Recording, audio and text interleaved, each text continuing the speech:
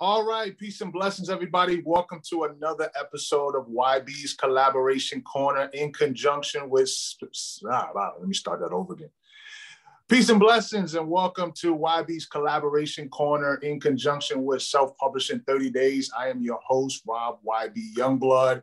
I serve as the president of sales of Self-Publishing 30 Days, and I'm also your LinkedIn locksmith. And today I have the pleasure of having one of my good fraternity brothers, Philip Wilkerson III, who is going to talk a little bit about his experience as it pertains to collaboration, his experience in business, his experience in education. He's a father, he's a husband, he's an all-around good brother. And so, Philip, man, we'll give you the opportunity to tell us a little bit about yourself. Welcome to YB's Collaboration Corner. Thank you. That was quite a wonderful introduction. And being the LinkedIn locksmith, I like to say that I like to coin that I'm going to be the YB Connection 2.0, because I love what you're doing. I love your philosophy on networking, and I adopted a lot of things that you taught me. And I was like, wow, this made sense. These are natural skills that I already have too. We're both good connectors, but I didn't realize how strategic or how much of a strength it is. I thought it was just connecting with people, but through meeting you, I was like, wow, that is a strength that not a lot of people have. And I realized that I'm very blessed with that strength too. So we're connected as connectors. This experience is not by happenstance, right? So, you and I, we've had a chance to work together on a number of different platforms. And obviously you were part of the LinkedIn recommendation challenge. And so when I was able to, take on this role and was put in a position to, increase the visibility of our brand and attract folks to come in and tell their story, I had to have you come on, man, because I've been watching you, man. I see what you're doing. You've got a phenomenal podcast, so we'd love to have you talk about that. But let me just throw up real quick, man. Who is Philip, man? Tell us who you are. Well, I loved how when you introduced me, you started with one of my main roles in life, right? Like I prioritize. So I am a husband. I am a father of two. And then I just happen to have a bunch of other stuff that I do. But those are my main two roles in life. But I am a higher ed professional. I've been working in colleges for about 10 years now. I have a master's in counseling from George Mason University. And then luckily, just by happenstance, a couple of years ago, I came back. And now I am currently employed at George Mason as an industry advisor for media, arts, design, sports and rec, and hospitality and tourism, which means I work with both employers and students to connect them together, making sure the students come correct with their LinkedIn profiles, their resumes, their cover letters, but then also making sure that employers are creating opportunities or posting opportunities for students to get internships and full-time jobs. So that's my normal 9 to 5. But then additionally, I have a podcast called Positive Philter, a passion project I started about 4 years ago. Just wanted to have a voice and a platform and just talk to people. You're going to be a guest. I got you lined up for that as well. And just a way for me to connect with people and learn from their stories. And then other roles, Alpha Man, very actively involved in my current chapter, Theta Rho Lambda here in Alexandria, Virginia, NAACP, just trying to get involved in the community in other different spaces. But I think those are the main roles in my life. I love it, man. I love it. So you're pretty active. You got a lot going on, from family life to work life, business life, community life. But how did all of this get started, Philip? Was it something that you just, somebody just handed to you, or, how did you get connected to, how did all of this stuff come together? Just pieces falling into place. I remember my first job out of college. I was working at a school with children with special needs. And I was like, man, I love this job, but this ain't the wave. I'm getting beat up and kicked. I got to go back to grad school. And I didn't really know what I wanted to do, which, it's funny because now I'm a career counselor. So I could have used some career counseling back then. But I literally just looked at programs in the area and I said, well, I love education. I love working with people. Let me look at graduate schools in the DMV. And where I am, I'm not going to go somewhere other than Northern Virginia for grad school. So I just looked, I saw George Mason, And George Mason had a school counseling program. And a lot of people think, oh, wow, I did a lot of research. I really looked at George Mason because they didn't require a GRE, you know? So like, I was like, yo, that's the program for me. It's as simple as that. It's as simple as that. And so it was in that program, though, that I really discovered who I was. And like, you know, I was taking all these classes about career, you know, development and, you know, counseling theories and how to work with people. And I took one class that changed my life. It was the career counseling class, how intertwined, you know, counseling is with your career identity, right? And how, you know, a lot of people, they spend so many hours at work that's really who they bring. So if they're not fulfilled at work, that really concurrently, you know, has impact on anxiety, depression, self-worth, all that, because it's so ingrained that what you do 9 to 5 is a part of your being. And I was like, wow, this is what I want to do. So I remember in that class from the Career Center, Ken Garant came to our class and was like, I know that you need to do a mandatory internship for this grad program. We offer that, since we're very linked to this counseling program, we offer a career development internship at our Career Center here at George Mason. And I was like, that's it. That's what I want to do. So I bothered the dude for 6 months, talk about networking. I reached out to him via email and said, thank you so much for coming to our class. I would love to do a site visit. I would love to shadow you for the day. I would love to just know about this internship. And I kept on checking in, like, I'm very interested. I will, you know, here's my resume ahead of time, whatever I need to do to prepare myself to be. And he literally hit me back and was like, yo, Philip, stop it. You got the internship. Like, you're good. Like, I know you really want this. And so he became a mentor. He passed away, but he became a mentor. He was my first advisor or internship supervisor. And it was right there working at George Mason about 5 years ago. I was like, this is it. I want to work in higher ed. I specifically want to work with students in this space, in the career development. I don't want to work in other spaces. But as you know, what life happens, when I finished my internship, I applied for a full-time job and they said I needed more experience, which I was like, wow, I did my internship. So I worked at different spaces, admissions, financial aid, different pockets. But when the opportunity came back to work at George Mason's Career Center, I jumped on it, which this goes back to your LinkedIn story. I was just living life and I got a LinkedIn message. I saved this message and I share this. I got a LinkedIn message from one of my coworkers right now. Her name is Elena Churro. And she hit me up on LinkedIn and said, Philip, I see you're doing well. I even see the announcement of your second son. If you are interested, I would encourage you to apply to, you know, for this position at Mason, because I applied on my own. I had about 40 jobs at Mason. It didn't happen, but it was through keeping in touch on LinkedIn. She sent me a LinkedIn message and said, if you're interested. I said, yeah, immediately. I'm very interested. And I applied and I got the job. So that's kind of a condensed version of how I got to this space right now in 2017. Yeah, no, I love that, man. And as you know, as most people know, you know, I've been rocking using LinkedIn since like 2007.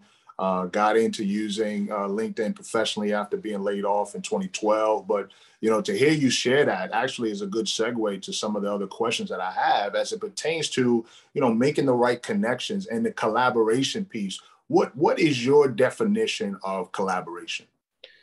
So collaboration for me is mutual beneficial work, right? So, I mean, there's obviously times where you work with someone and you're giving more to them than you're receiving.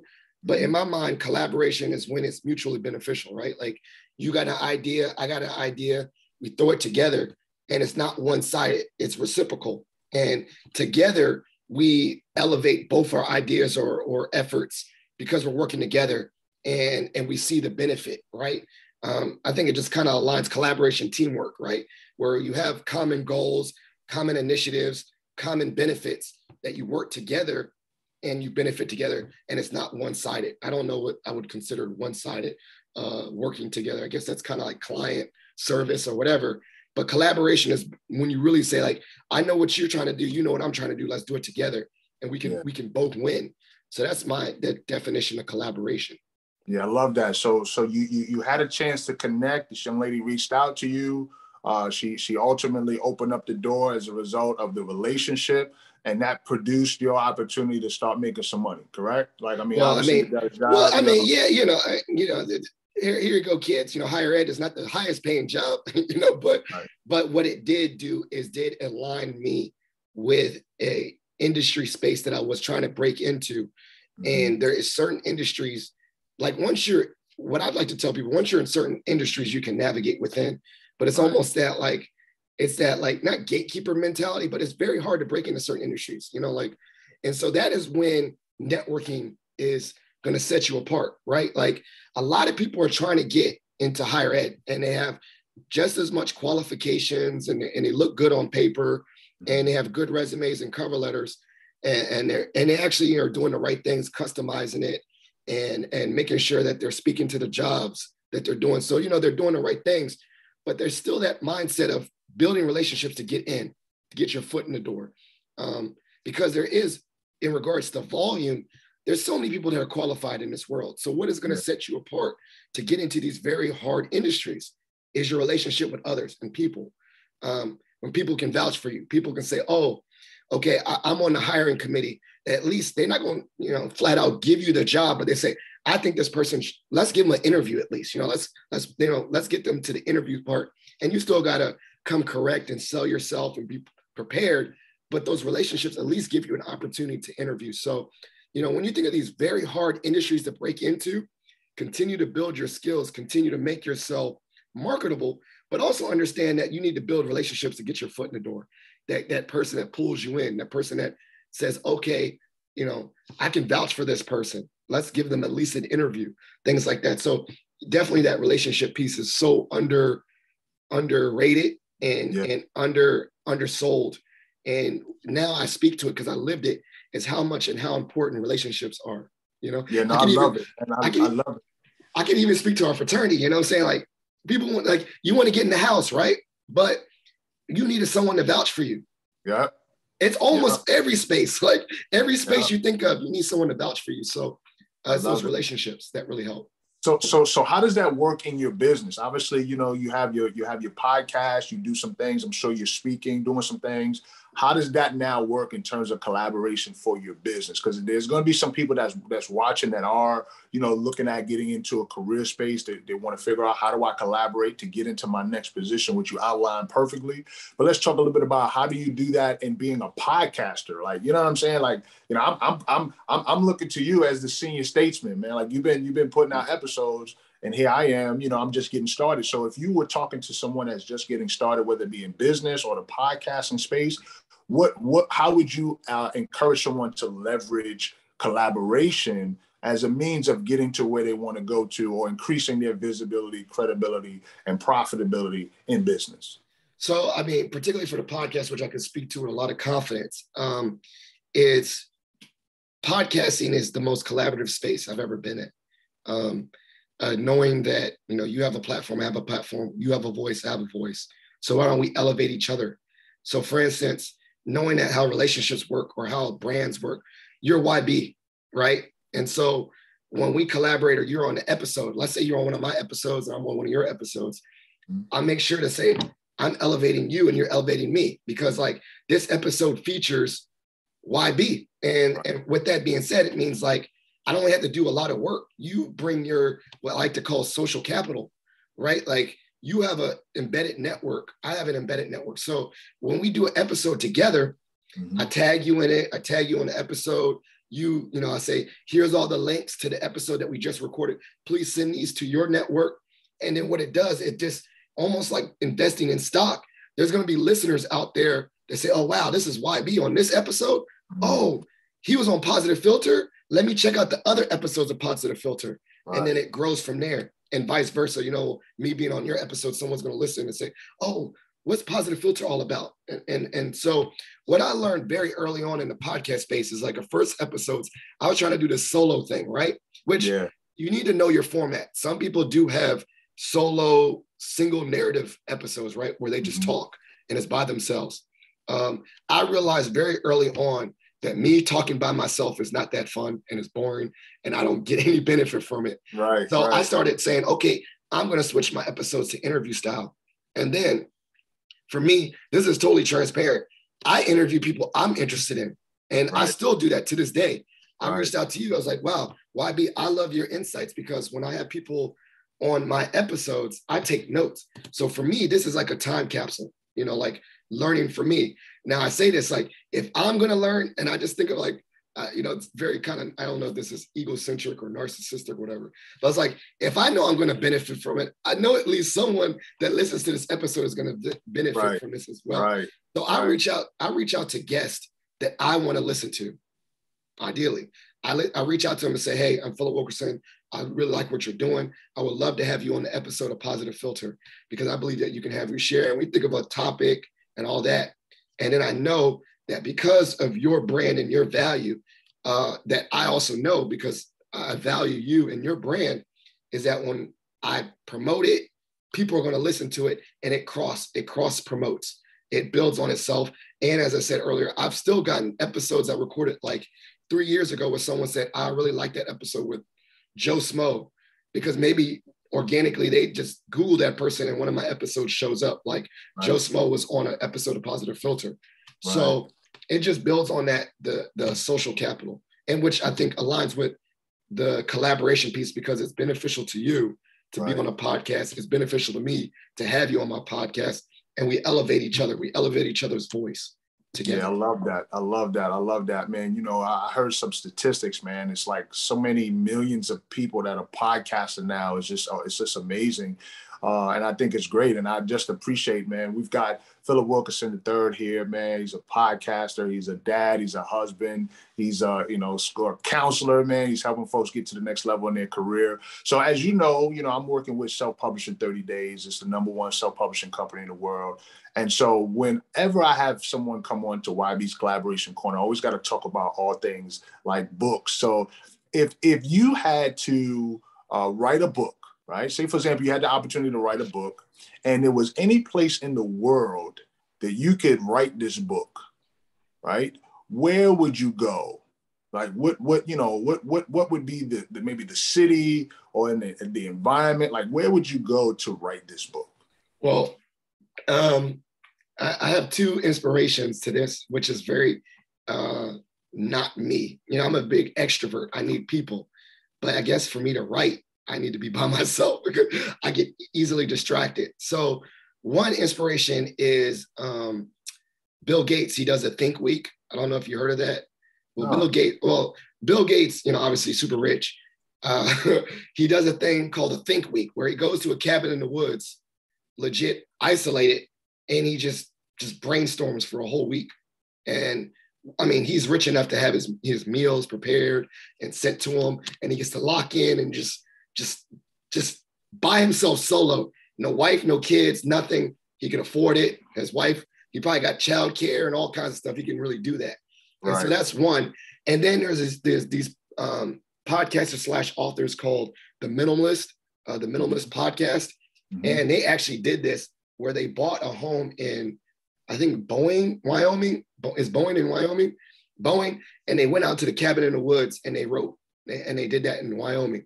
So kind of copying and jocking that, I would do that. I would just do a, /think week / writing, work retreat / go to an isolated place, have my meals, have my stuff there together, tell my wife, here's some extra help with the kids with childcare, and and be completely isolated and write this book, or write as much as I can, just like wake up at 9 and write till 5, with breaks in between, and look at nature and drink coffee and just be by myself and get my thoughts out. Just like, I don't know, just like verbal vomiting, just throw whatever I can get out. Let it all out. Yeah, get it all out. And then, what I really learned is then someone can edit it, so. Oh yeah. So I could just type and just get it all out and do that. But I would do it in an isolated cabin in the woods. Yeah, I like that, man. I had previous guests. They said they would go to Italy. I had one. She said that she would go to the Caribbean, where she have a glass bottom, and you can see the floor, the ocean floor.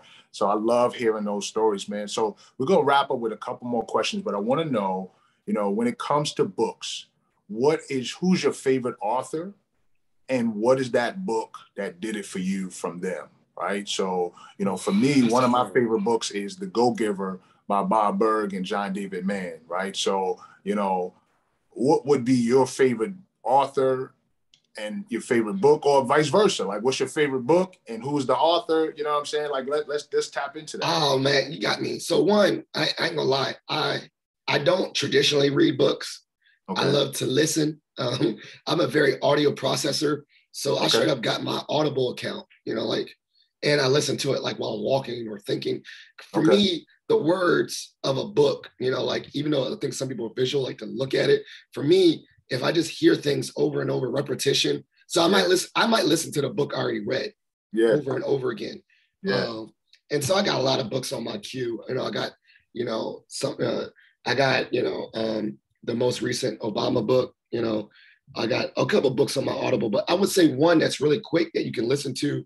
You can listen to within like an hour and a half because it's really short, is the Way of the Tao.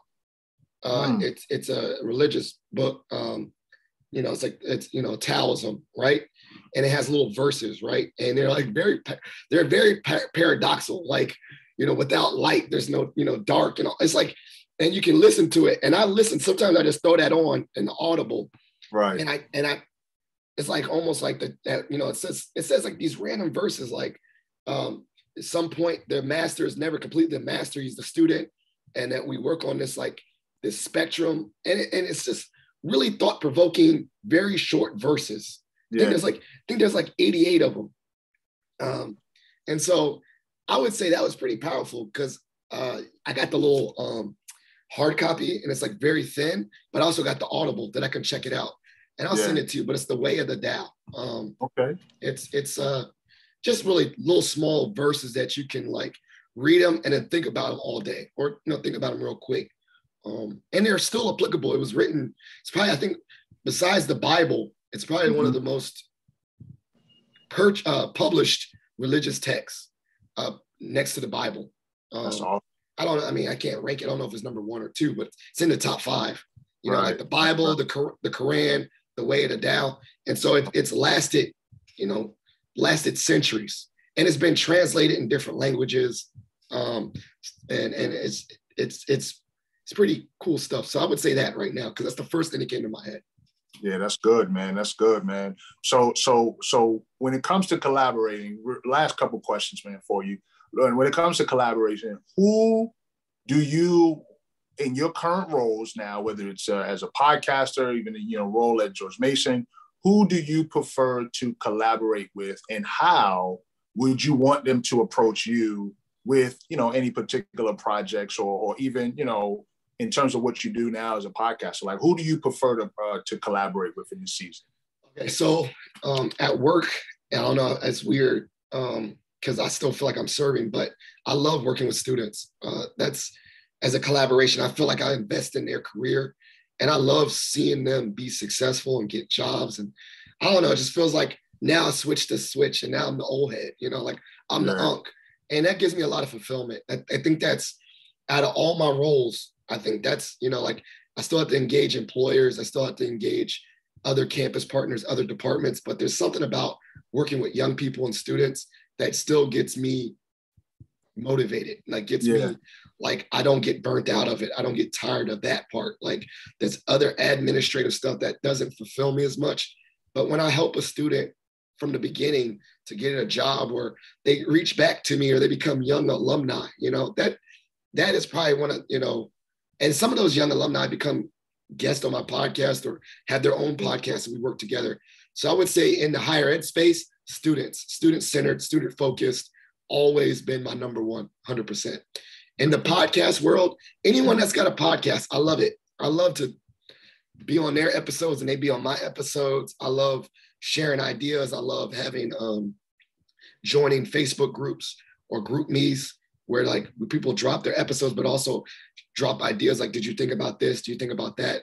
So I really, really love working and meeting other podcasters. I think there was an opportunity where I was supposed to go to like a DC podcaster convention, but COVID, and I was really looking forward to that, like just meeting people. how do you record? How do you record? All that stuff, and just learning from other podcasters that are more seasoned.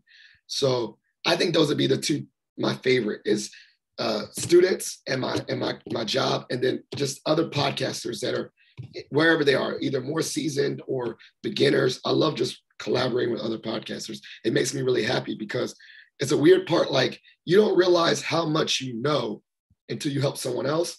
Yeah. Like, I never thought of myself as a seasoned podcaster until I talked to someone. I just said, these are things I do all the time. Yeah. Oh, wow. Yeah.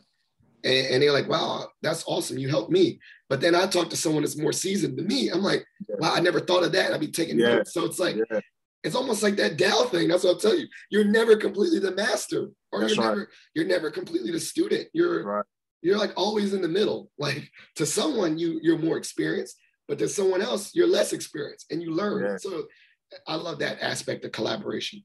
I love it, man. I love it. We've been talking to Philip Wilkerson III, man. This brother's got a wealth of insight and wisdom when it comes to podcasting. You know, he's a dad, he's a husband, all around good brother. So, hey, real quick, tell the folks, because you know me, man, I'm big on LinkedIn. So I want people to blow up your LinkedIn profile, man. So tell us, what's the best way for folks to connect with you or connect with your podcast, and obviously tell them how to spell filter, because, you know, most people be looking, they might spell it the old English way, right? And we don't want to get people confused. So tell us, how can people find your podcast? How can people connect with you professionally? So professionally, via LinkedIn, just hit me up as Philip Wilkerson III. And I think that you just type in capital I, and I'll show up, because I think sometimes that throws people off. And I love to connect, you know, as YB would say, send me a note when you connect so I know the reference of how we met, or how you heard about me. And it really helps me, because I'll be like, oh, who's this? But if you have a note when you connect with me on LinkedIn, it'll allow me, oh, wow, thank you for listening to the show, or whatever. And then Positive Philter is all one word, but positive is positive, and then filter spelled with a PH. So PHILTR, play on names, Philip, filter, whatever. So Positive Philter on LinkedIn. We actually do have a dedicated LinkedIn page, Instagram, Twitter, and Facebook. They all have a Positive Philter, and also have an actual website, which is positivephilter.com. One word. Obviously, there's no space when you type out a word website. So those are all the ways you can meet me. And I love connecting on LinkedIn. It's one, I think, as I've gone into, it's been one of my, I think, favorite social media platforms. It's surpassed Instagram for me, and I'm too old for TikTok. So I would say LinkedIn is number one. It's the best way for me to connect with people. I really love it. I love it, man. Well, listen, I got somebody for you when it comes to the TikTok. We got a young lady on our team, Leah. She's literally showing us old fogies how to leverage TikTok for authors, man. So she drops something on Clubhouse every Tuesday, man. But listen, it's been a pleasure connecting with you. You know, I'm looking forward to being on your show. So definitely looking forward to ways that we can continue to collaborate, my brother. So, hey, proud of you big time. Hey, listen, you've been watching YB's Collaboration Corner in conjunction with Self-Publishing 30 Days. Make sure you catch us on all platforms and send us an invitation to connect on LinkedIn, Instagram, all of those places, so that we can empower, inspire, and impact you and help you to attract your ideal audience as an author. Be encouraged, be blessed. Most of all, continue to share the faith and walk in your gift. This is Rob YB Youngblood, President of Sales of Self-Publishing 30 Days. We'll see you on the next episode. Peace.